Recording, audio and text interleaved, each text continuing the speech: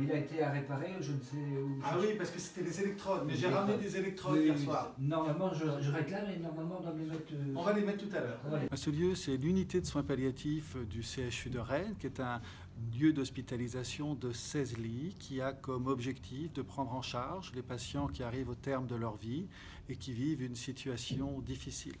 Il s'agira d'accueillir les patients, mais aussi d'accueillir les familles pour qu'elles puissent vivre le mieux possible les instants avec leurs proches. On pourra accueillir des patients soit de l'hôpital, à partir des demandes qu'auront réalisées nos collègues, soit aussi, et c'est extrêmement important, directement à partir du domicile. Parce qu'il faut savoir que dans une unité de soins palliatifs, il y a 30% des patients qui vont pouvoir retourner dans leur lieu de vie, et en particulier chez eux. L'objectif, c'est de répondre à la volonté d'un très grand nombre de personnes et de familles de pouvoir vivre la fin de leur vie chez eux. Dans l'unité de soins palliatifs, il y a deux grandes priorités. D'abord, soulager la personne malade, faire en sorte qu'il n'y ait pas de douleur physique, l'accompagner psychologiquement, mais aussi accompagner la famille et les proches. C'est pour ça que la structure a des chambres totalement adaptées à l'accompagnement des personnes en fin de vie, avec des grands lits, avec des salles de bain qui permettent de prendre des douches, mais aussi on a consacré un grand nombre d'espaces à la famille, aux familles, avec des lieux de vie collectifs et des lieux de vie plus individuels, plus intimes.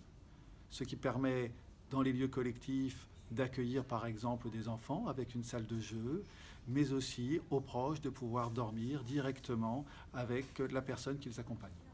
Jusqu'à présent, les soins palliatifs sur le CHU étaient organisés avec une équipe mobile de soins palliatifs qui était sur l'Hôtel-Dieu. Là, ce qu'on a fait, c'est qu'on a réuni sur un même lieu l'unité de soins palliatifs et l'équipe mobile de soins palliatifs. En étant sur le même lieu, on va pouvoir améliorer la prise en charge des patients que nous suivons déjà à domicile et finalement faciliter ce qu'on appelle le parcours du patient pour lui permettre d'être chez lui, mais quand il y a besoin, d'être hospitalisé.